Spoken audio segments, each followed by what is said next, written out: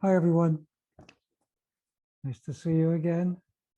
So I wanted to talk a little bit about how we make balance with the natural and social environment and how that's affected macrobiotics.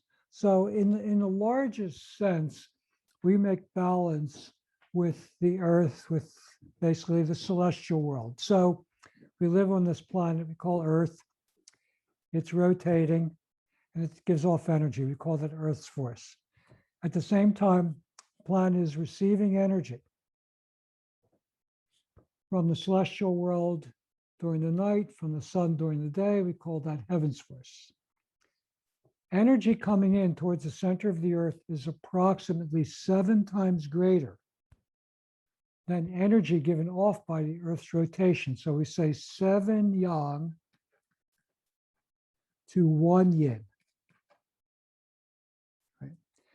So that's the energy of the natural environment. And our shape, our body's shape is a replica of that. So the average of head to body ratio throughout the world is 1 to 7. Some people are 1 to 5, like the Inuit, Eskimos, Asian people. Some African tribes are closer to, like the Maasai, 1 to 9 or even 10. Huge bodies, small heads, but the average throughout the world is 1 to 7. Our foot is 1, our body is 7, our waist should be 1 through the waist, and our body 7, although that's changing on most people now. At any rate, so we have this same balance as nature's energy. Now, the macrobiotics, we say balance is 1 yang to 7 yin. So this is the overall balance. And the principle of macrobiotics is if we control and regulate yang of the center, we can regulate everything else. It's in macrobiotics, that's the essence to macrobiotics. Then nature's colors are green, blue, and white. So nature is green, the grass is green, trees are green, the sky is blue, the clouds are white. Essentially, this is the nature's colors. So again, we're opposite to nature's colors.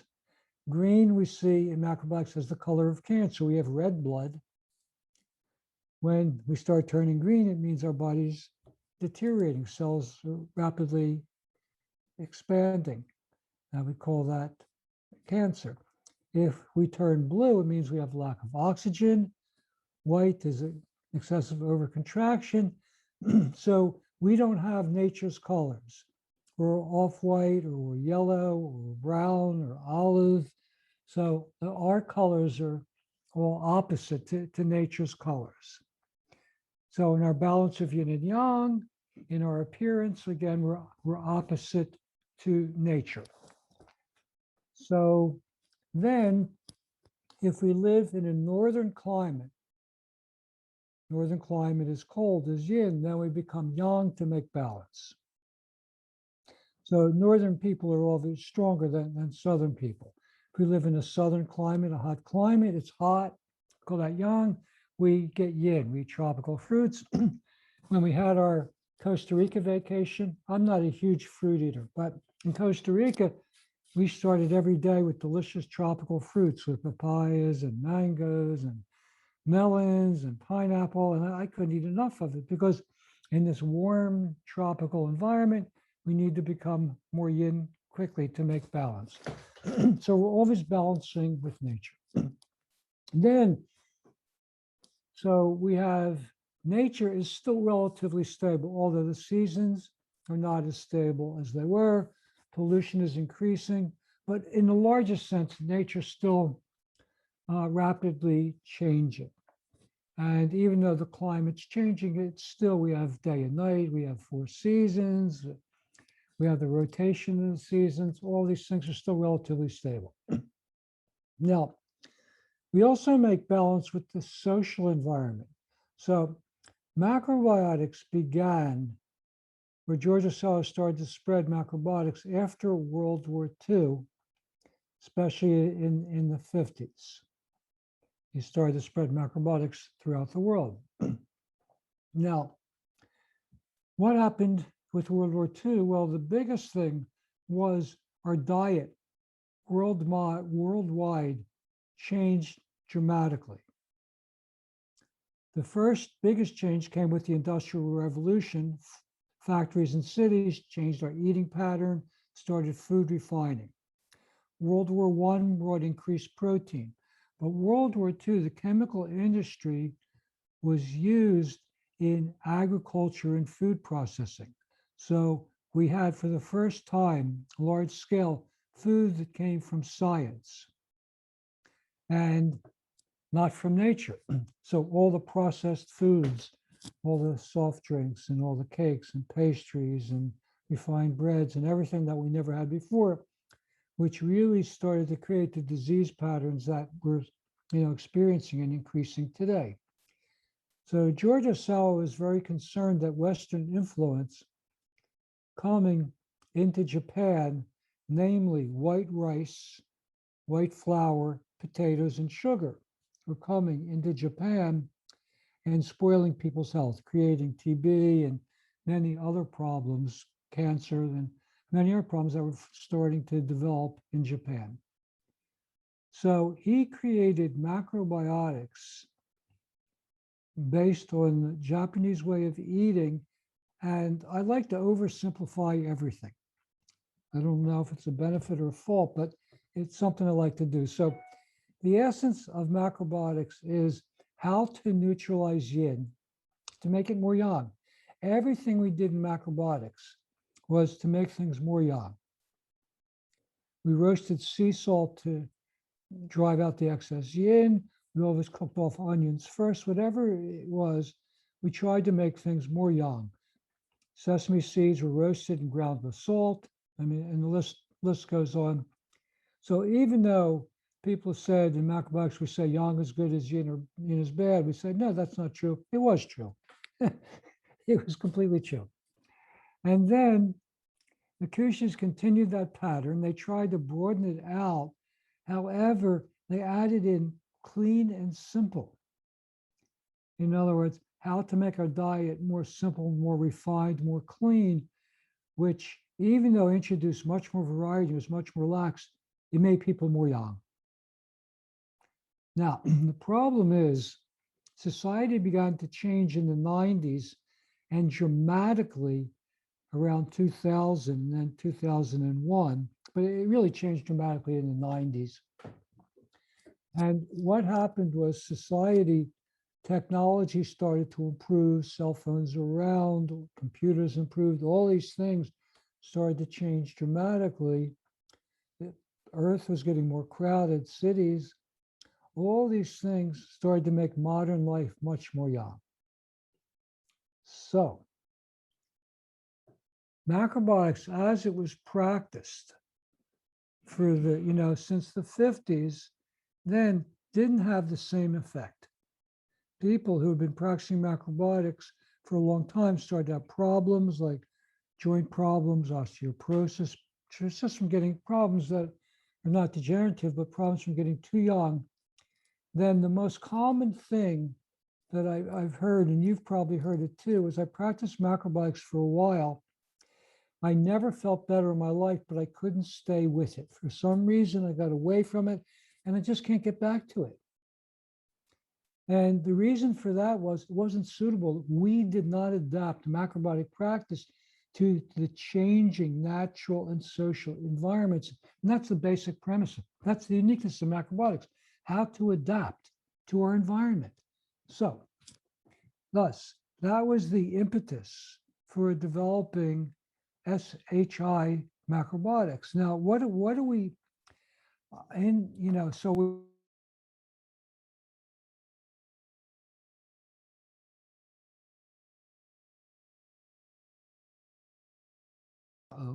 does that mean nobody heard me? Does that mean I was muted this whole time? You're good, Denny. It was only for a few seconds. There was a glitch in the system. Oh, okay. Upon arrival, someone was arriving, and then you're good. Oh, okay. So I don't have to start over again. No. No. Okay. All right.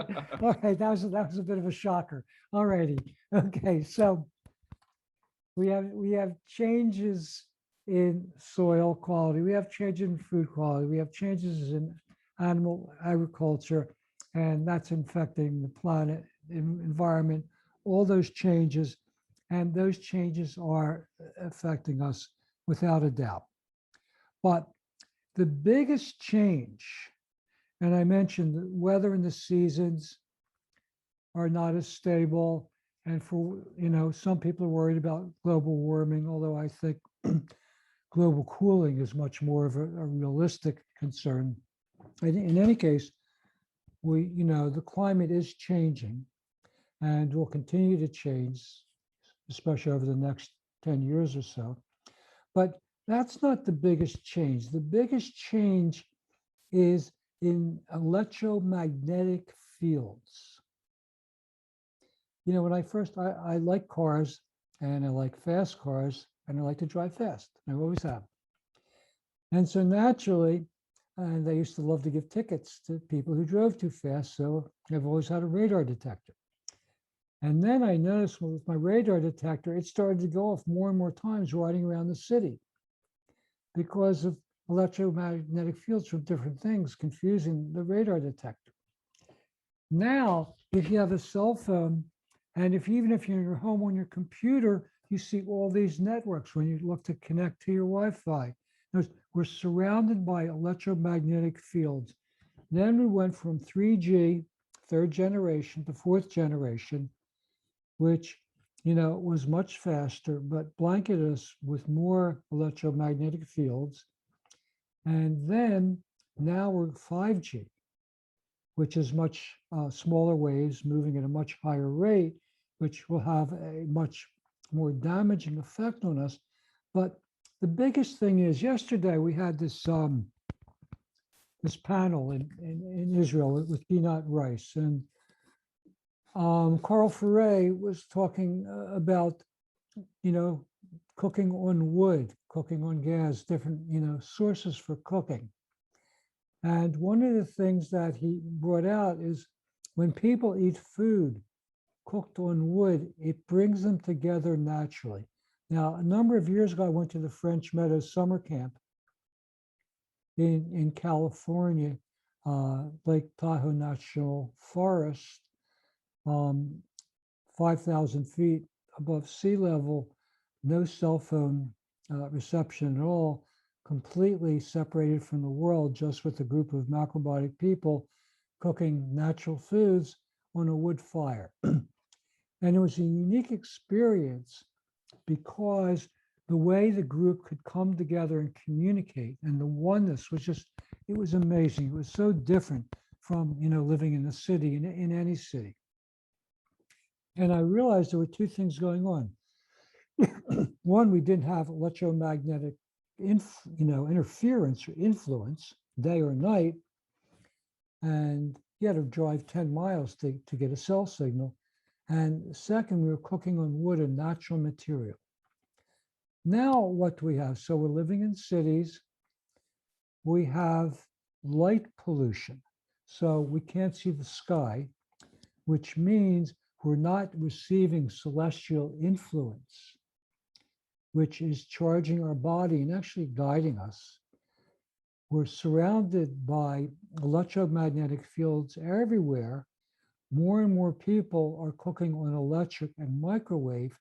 Now, cooking on wood is warm. I mean, you can imagine whether you have the experience of wood stove or not, or a campfire, a wood burning campfire. It has a warm feeling. It's mesmerizing. You love to sit around the fire. It unifies people, brings them together. Well, cooking on electricity is cold. The electrons line up unnaturally. It creates separation. The problem, besides the health problems of cooking on electric, is that tastes do not combine naturally. When you cook on gas, or especially wood, the tastes combine and you get this delicious taste in food. I mean, we love to go camping every year, and cooking on a wood fire, there's nothing like it. You cannot get a taste like that cooking on gas, but you can't get a taste cooking on electricity like you can on gas, and microwave is even worse. So, but the problem is not only does it affect our food from combining, it it affects us from aligning and communicating with others. In other words, it makes everyone feel more isolated, more alone. Right? It's a huge problem. Plus, with all the changes that have been going on in society, loss of personal freedoms and people feeling pressured since 2001, then the collapse in 2008, now the pandemic. So the pressure that people, social pressure, is enormous. Social pressure, pressure means yang. So society is becoming more yang in every way, except the electromagnetic fields and radio waves are making everyone separated. So even though we got people everywhere, we don't feel the unity, togetherness that people do in other places. So this is the situation we have. Plus, it makes it harder because of all the electromagnetic and radio wave influence to have a clear direction. So all of these things together, I kept, I moved to Portugal in the early 90s because I was frustrated. I said, macrobiotics, it works for me. It works for my family. It works for my close friends, but it's not working for many people. Not because macrobiotics doesn't work, not because it's not value. There was something in the practice that wasn't right anymore. So I basically moved to Portugal to get some new ideas, and I did. Sitting on the beach, I got the idea for strengthening health, adding, not taking away, opening up, and adapting macrobiotic practice. So basically, the number one thing that's really important now is structure. Structure is more important than anything else. With Georgia Selwyn, with the Kushis, Iharas, the whole emphasis is, what did you eat? And I've said it many times before, there was such pressure on eating carefully, up, through almost most of my macrobiotic life. Michio had this amazing diagnosis. I was always embarrassed thinking, well, Michio knew what I was eating. Was my diet off? Was something, was something wrong? Because there was such emphasis on eating right, eating, everything properly, which I'm not saying is not important, but what's more important now is the structure, is eating habits, and it becomes more important. In every consultation I have, I go over, whether I've seen a person 1 time or 10 times, I go over the same things. Do you sit down to eat? Do you eat at regular times? And there's a reason for that, because unless you work on the structure, you cannot get the benefit of macrobiotic practice because there's too much chaos around us, too much imbalance. So our sense of nature, our sense of balance always comes from nature. What's unique about nature is orderly cycles. So you can say whatever you want about change and technology and everything that's going on, but still the sun rises and sets. The moon goes from noon to full every month and back again. The seasons rotate. These things don't change. Within it, everything changes. So we need to align first. The second point is then we need to open up our diet. As we've been saying, less rice, less grains, even less whole grains. So for a long time, the emphasis was eat whole grain rice, eat whole barley, whole farro. And then Susan and I got to the point, we said, this is not working. It's not delicious. It's not relaxing. So then we changed it, pearled barley, pearled farro. And I'm still looking into a machine that will partially refine rice. Will take, about, 10 or 20% of the outer hull. So making something like pearled brown rice. Very, very partially refined, because I think that's going to be more suitable for people going forward. At any rate, what we're forced to do, if we want to continue, not forced, but encouraged to do by nature and by society, is to open up the practice more, first with grains, then lessening grains, then adding everything else. Then what concerns me is the vegan movement is growing.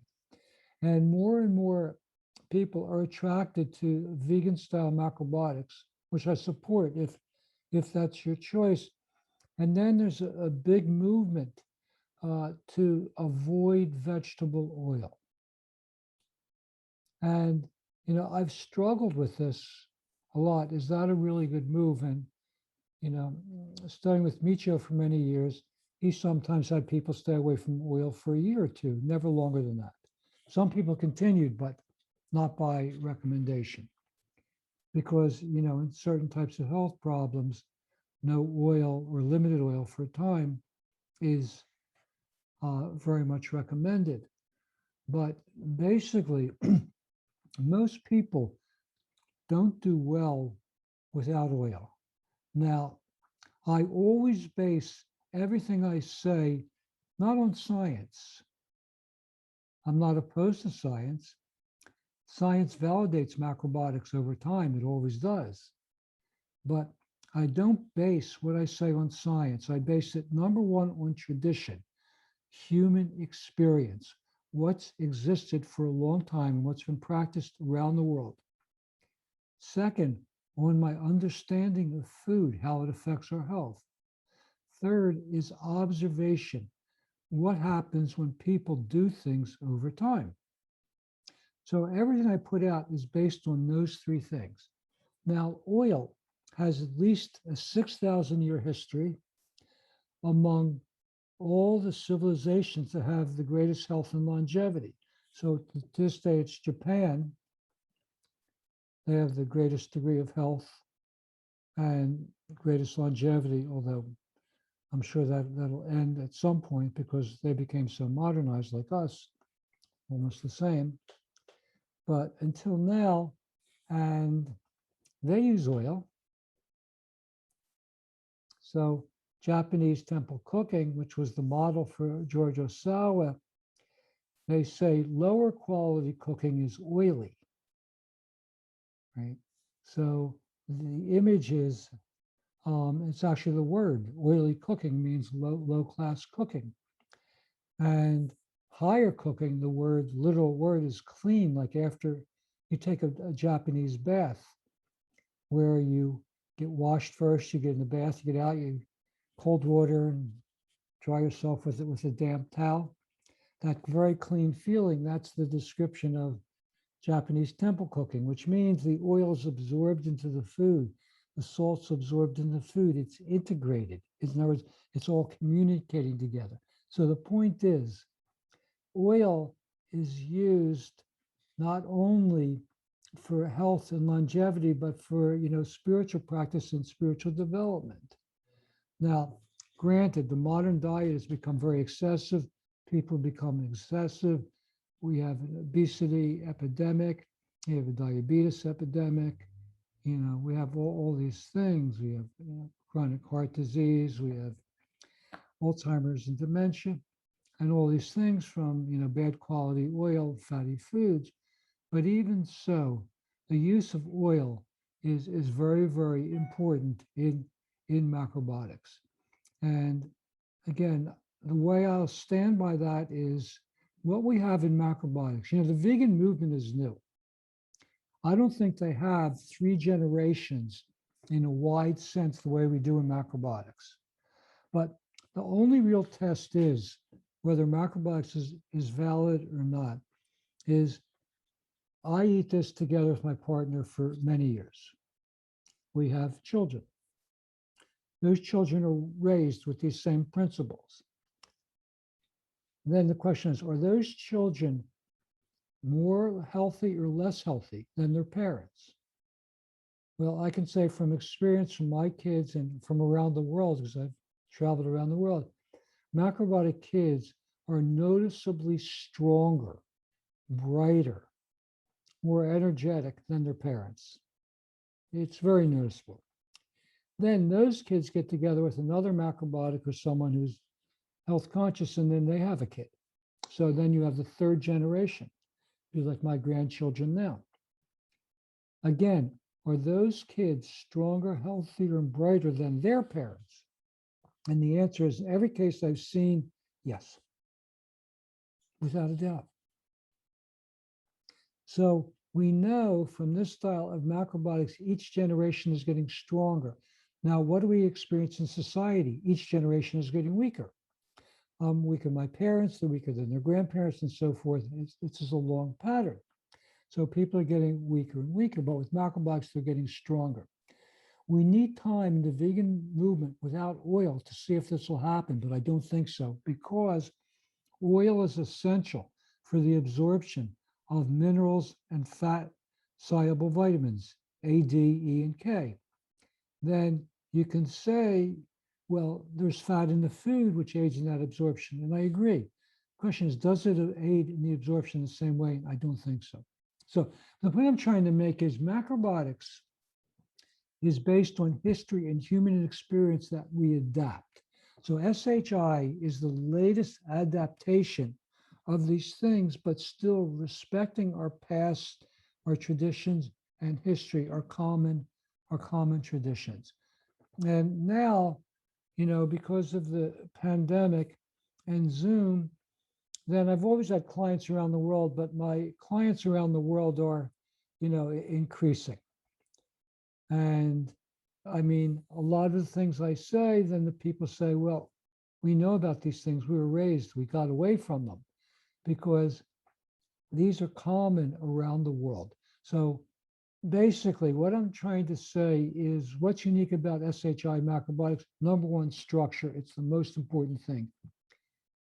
Getting up and sleeping at the proper times, eating at the proper times, having grain and vegetable-based meals. Then second, opening up and varying our practice. Then the next point is continuing the use of natural quality sesame oil and extra virgin olive oil.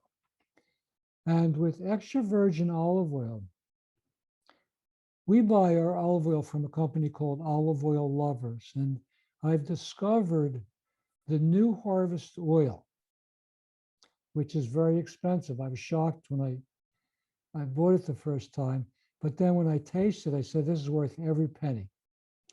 It's like unbelievably different from most olive oil. So using very high quality oil.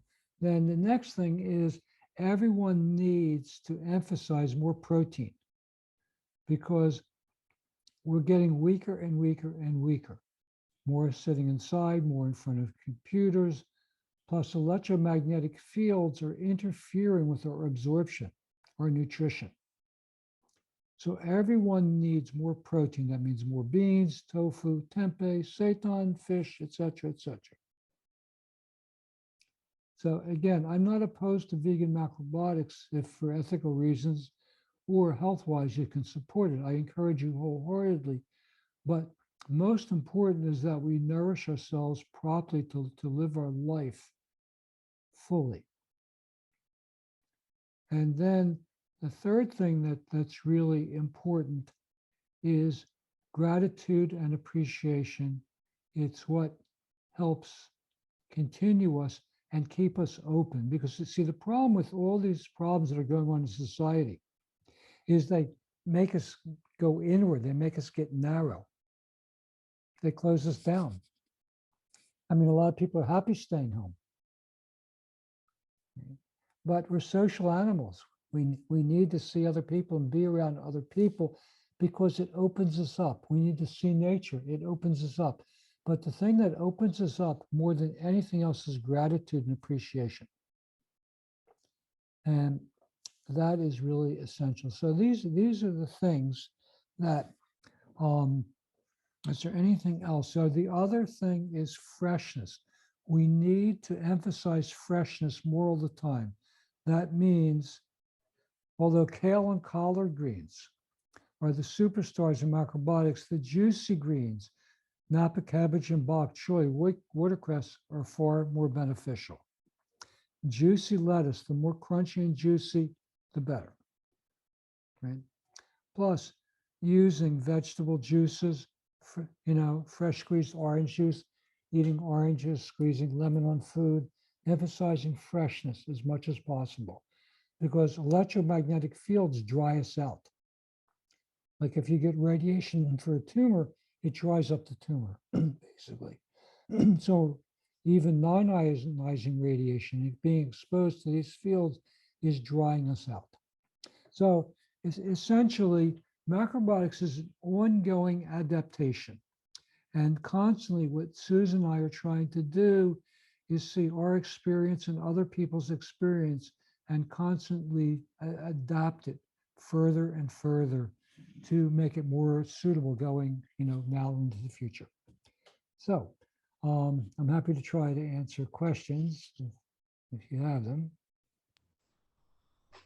All right, thank you so much, Denny, for that very insightful discussion. As always, just as he said, we can now turn things over to Q&A. It's now about 4:30 Eastern time, so we have about 10 to 15 minutes, as I mentioned earlier.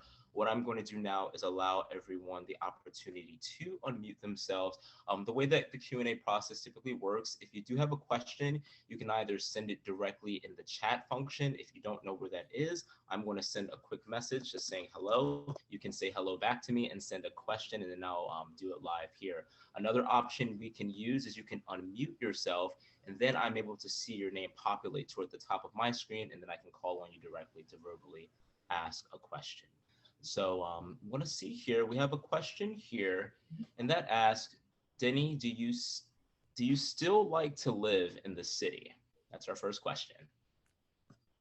That is a very good question. And, I consider I'm born and raised in Philly. I'm a city boy through and through. Although I love going to the Poconos for vacation, I love camping, I love being out in the country, but I am really questioning, continuing to live in the city. And actually, we're looking at options over the next 2 or 3 years. Is there a place that's close to a city where we could have some land? And so I do think now the ideal elevation is between 1,200 and 2,000 feet. It's really the healthiest and safest in so many ways. Like I love the Poconos. I mean, they're not flashy like the Berkshires or the Catskills. They're very, very old mountains, but they have very soft, gentle energy, and they fall in that 1,200 to 2,000 feet range. Whenever I go to the Poconos, I always feel the best. So we're actually trying to think, and as I said, the water minimum began last year, which has ushered in the last two mini ice ages. So I really do think that the weather getting colder is a much bigger concern. So I'm still trying to study this and figure out, but personally, we're thinking moving somewhere further south. So, but it's still an open question. That's a long answer, sorry. All right. Our next question, or I guess also kind of a comment. So you talk about the vegan diet. Macrobiotics is vegan except for fish. Yes. Well, I tried to research the history of animal food eating. And what I came up with, well, there's no society that I know that was completely vegan, but before World War II in Europe, no, before the Industrial Revolution, the average meat consumption was 5 to 10 kilograms per person per year. That means 11 to 22 pounds, most of which was for holidays and festivals in the form of roasts or stews. So villages would roast an animal or make a huge stew for the celebration. That means people are eating very, very little, small bits of animal food throughout the year outside of holidays. Three places stood out: India, China, and Japan, which ate 2 kilograms per person per year, less than 5 pounds. So it was very, very little animal food, again, mainly for festivals. So in macrobiotics, because philosophically, George Michio Kushi recommended if you want to eat animal food, eat further away from us, more primitive. So eat fish, and among fish, eat the most simple fish, least fatty, which is white meat fish, which became the general recommendation. And it's what I've always followed in macrobiotics. However, certain people throughout the world think that some amounts of animal food are okay. I have mixed feelings. However, what our approach is what to do, what not to do. In other words, base your meals on grains and vegetables, followed by soup, followed by all other foods, and then see where that takes you. So I've been doing this for more than 50 years, and I continue to eat fish. I think, at some point in my life, I'll probably become vegan because I believe spiritually, and the best way to pass is that. So at some point, but to me, that's still in the future. So again, long-winded answer. All right, thank you. And this is a somewhat of a follow-up pretty much directly to that question that was just posed. What is the main problem with the vegan diet? There's no problem with the vegan diet if you're strong. You have strong digestion, a strong nervous system. You can get all the nutrition you need from plant-based foods. There's no doubt. The question is, because of so many medications, so many unnecessary surgeries, such a bad lifestyle, too much time indoor, not contact with nature, not in the sun, all these things, all this impacts our ability to get nutrition from food. So I've noticed my children can eat far more simply than I can and thrive. Why? Because they have stronger digestion and a stronger nervous system. So it really depends. I support and I appreciate veganism, and certainly philosophically and morally, I appreciate it even more. But to me, we have to be practical. What we're doing, we're an adaptation. We're not natural people. We can't live naturally. So, if you want to be vegan, then try it with an open mind. If it works for you, and it does for some people, for many people, then all the best. All right, thank you. Our next question, and this will probably be the only question that will be addressed on this issue, but it asks, what do you think about the vaccination for coronavirus? Okay. I'm not anti-vax. For example, tetanus. If you cut yourself, get a tetanus shot, right? There's no doubt, there's no discussion. If you're my age and you travel to a third world country where hepatitis is an issue, if I did that, I might get the vaccination. I'm not sure, because if a baby or child gets hepatitis, it's no problem. If above 70, it can lead to liver failure. So, I might. The question is, are the therapeutics good enough for the coronavirus? And the answer from my research is yes. Is the vaccine necessary? So you have to decide whether you think that's, a good choice or not. For me, I believe in natural health and natural immunity. And I don't see a need personally to get the vaccination in this case. So I'm not against medical treatments, but I'm against unnecessary medical treatments. I had my tonsils out. Was it necessary? No. If my mother knew how to adjust my diet, I'd still have my tonsils. To have your appendix out, is that necessary? No. You can avoid certain things and avoid appendicitis. Can you keep your gallbladder and your spleen? Yes, you can. These are considered unnecessary organs. I don't think so. I think they're vital organs. So, point is, I'm against unnecessary medical treatments. I'm against over medical treatment because it's spoiling our health. So my suggestion is work on your natural health and natural immunity.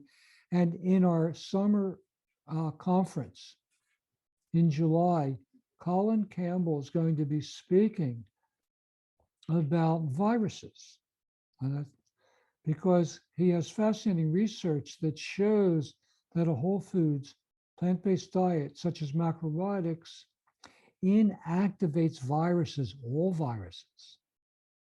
Now, another thing is, you could have had COVID, even a very mild case, which does give you lifetime immunity. I know a lot of people said, oh, it's temporary immunity, but I don't think so. The latest research is that it's influencing our bone marrow, even a very mild case, and our T cells. And we do have immunity to this virus and all variants. We still have people who had COVID 1, SARS 1, still have immunity to this. So, yeah, the whole pace of medicine is aggressive treatment and never looking towards what we can do as far as diet and lifestyle. And everything we're about in macrobiotics and SHI is how to promote this idea of let's take responsibility for our own natural health and immunity and take that as far as we can. And if we then need medical treatments, then we can think about it at that time. So again, that's my answer. I don't have a black and white yes or no. All right, thank you. Our next question, and I think this is good for people who are trying to introduce individuals to macrobiotics or find out about counseling for you. It's being posed. Let's see, I'll try to abbreviate this. I have friends that need your service. One has serious liver issues, and I'm guessing this is Alzheimer's. What would you say to them about going to you for counseling? Well, in Alzheimer's, there's 2 points. It's cirrhosis, Denny, by the way, cirrhosis of the liver yeah, something, Oh. one person life threatening, and the other person has Alzheimer's. Yeah. And Okay. I want to get them to you. Okay. So cirrhosis of the liver, the remaining healthy part of the liver, you can help their function. If they've lost too much of their liver's function, that I'm not sure if it can be helped, but in most cases it can, right? So you can't get rid of the calcifications, but the liver has very strong powers of regeneration. So I've seen things happen that are medically impossible. Again, Alzheimer's, it depends. If someone has completely lost their awareness of who they are, who their family members are, then I don't think it can be helped because we're guided by our consciousness. If it's the early stages and they have support, it can be helped dramatically. There's a testimonial on my website of a client, Susan Heineman, and her experience with her husband and Alzheimer's, and it's a very heartwarming testimonial. So I've seen dramatic changes up until a certain point, but once we guide our life and everything by our consciousness. Once our consciousness is completely gone, we don't know who we are, we don't know our family, then I think it can't be helped. In that case, it's better not to. Absolutely, just don't do anything. Just let them eat whatever they want. Yeah. All right, thank you. Let's see, our next question, I'm not exactly sure. I'll just pose it. So it says, how do you plan to hedge the hyperinflation that is coming soon? I would listen to as many financial people as you can and make a decision. That's, if I had a chance to do my life over again, I probably would pay much more attention to my finances and to money and to those matters. So at this point in my life, it's certainly not my area of expertise. Many people say silver, gold, and cryptos are the way to go, but I certainly don't know. I am the furthest thing from a financial advisor. Sorry. All right, thank you. And I'm going to only take just these last two questions that I Well, have here. I do have one thing. I do think, number one, everyone should have a good water filter. I think number two, everyone should stock up on basics. Stock up on grains and beans and anything that's storable, right? That's very, very important because there's too much uncertainty. I mean, with rising, fuel prices, it could, disrupt the food chain and food supplies. We've had a taste with toilet paper in last year, and running out of other staples. Last year, there was a run on corduroy, you couldn't get it. So I would say for everyone, stock up on staples, all dry grains, dry beans, dry vegetables, and a source for filtering your own water and even storing some water. I think you can't go wrong with that, anyone, okay? All right, thank you. Denny, if you could repeat the high quality olive oil that you had mentioned earlier. Yeah, we get our olive oil from a place called Olive Oil Lovers, oliveoillovers.com. And they have, small farms like small producers of wine, small producers of olive oil. So you can see the story behind each one. And we've been buying the organic new olive oil, early pressings, and there's absolutely nothing like it. All right, thank you. And just submitted a direct link to that website in case you want to take a look at that right now, oliveoillovers.com. Yes. And our last question that we have, what are the top two devices you recommended to control EMFs, and what is your policy on cell phones? Thanks. My policy on cell phones is not to carry to my pocket. On Susan's urging, I got a man bag, which I keep my cell phone in there. I don't put it up to my ear to talk on it. I talk on speaker, so might not be the most private, but I don't put it up to my ear pretty much at all. And I use air tubes for my headphones, which is supposed to block it.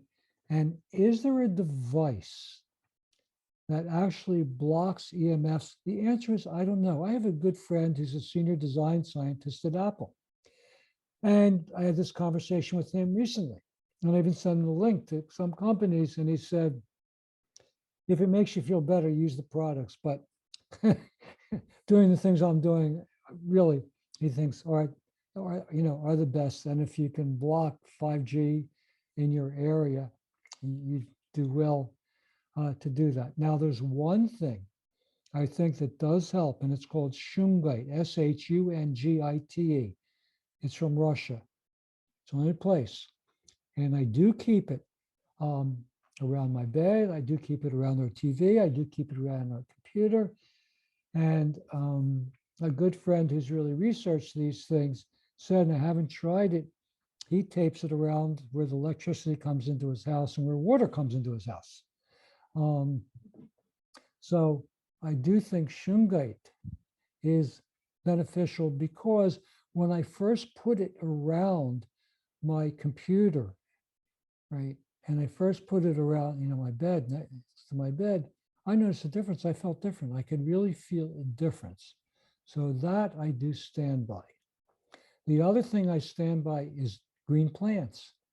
As many green plants as possible in your home, in your bedroom, in your office, in your bathrooms, in your kitchen.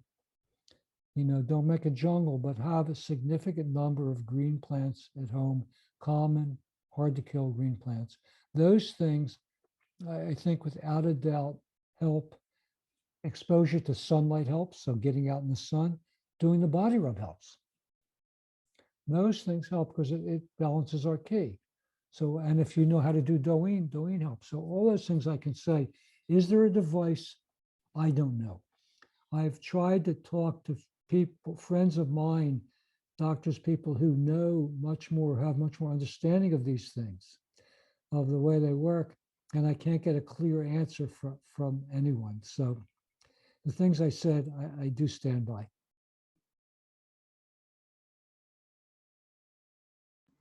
All right, thank you so much for that. And shungite is a stone crystal, correct, Denny? Yes. Okay. And you don't want the elite. You want the regular one. So you don't want the shiny one.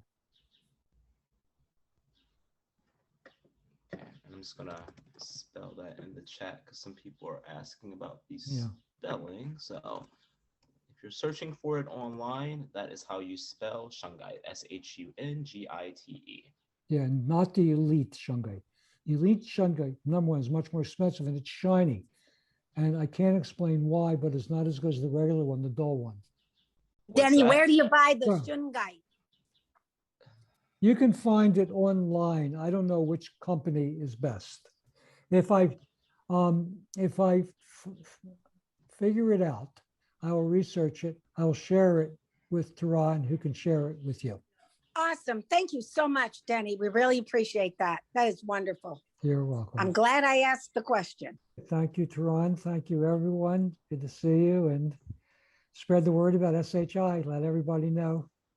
Yes, Denny, thank you so much. That was excellent. As Okay, you're usual. welcome, Carol. Thank you. And Tehran, Thank thank you. you. Thank All you, you. Jenny. Thank you, Right. Have a Tehran. good day, everyone. Bye-bye. You too. Bye, guys. Bye. Bye. Bye, everyone. Love you. Bye-bye. Love you.